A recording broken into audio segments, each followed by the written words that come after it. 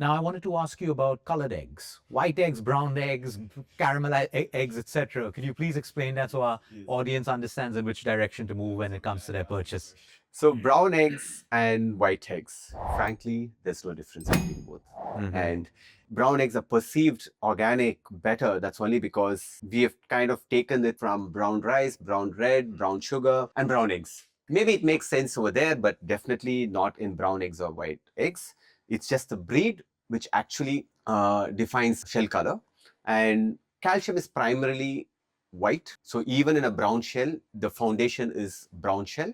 Okay. And there's a pigmentation that happens towards the end of her laying process. So that's when the brown shell comes. So nutritionally, brown eggs, white eggs has no difference. It's the way of the farming that defines the quality of the egg. So that's what it is. And now I've been hearing, and in the past we have heard from customers, from chefs saying that, you know, the brown shell eggs are actually giving away the colors, the colors are getting dissolved, right? As you cook, let's understand these are pigments, natural pigments. So which means when you scrub hard, you got to lose the color. And in fact, the same hotel, the Taj Lands Hotel where we're sitting, uses Happy Hens eggs, cage-free eggs, not the free range. And we had instances where, you know, they say that as they're boiling, actually the shell color or the color is oozing out. That's because they use vinegar for the pH control, and that's pH actually removes the color. No, thanks for explaining that. That's a very important point for us as consumers to make our decision.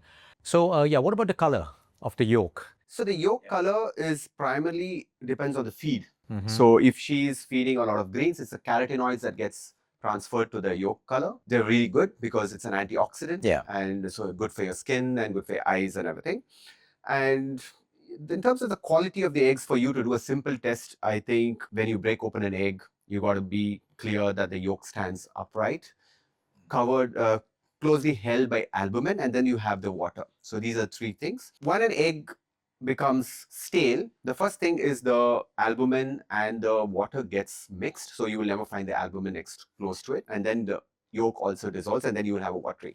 So these are stale eggs. These are not like rotten eggs. Yeah. So the difference between rotten egg and a stale egg, even a 2-day-old egg can go rotten when it gets exposed to water or it gets damaged and all of that. So people can do that. And yeah, of course, you in the internet, there's a simple solutions like water test can be done. Can you explain the water test if it sinks? If it sinks, means it's the most freshest egg. Like sinks and sleeping, Yeah. it's the freshest. And then even if it's standing and sinking, it's perfect. Even midway is fine. The topmost, when it is floating, it means it's an old egg. It's not a rotten egg. Okay, the old egg, it means like maybe because the air sac inside bulges, and so that's when she starts to float. When it's very fresh, the air sac inside is very small, so that's why she sinks. What about a double yolk? Oh yeah, double yolk eggs. I have frankly, I have not kind of decoded that, but it's just that towards the old age, Yeah. in the ovary there are two yolks that get in before forming an egg. Yeah. Okay. So it's pretty large because generally when they're in old age, they lay large eggs, and sometimes you'll end up with two yolks in an egg. And can you talk about the fertile egg? Yeah, that's an interesting question. A lot of times consumers ask me, oh, do you inject? Because there are no roosters in my farm, right? There are no roosters. So like how does a hen lay an egg without a rooster?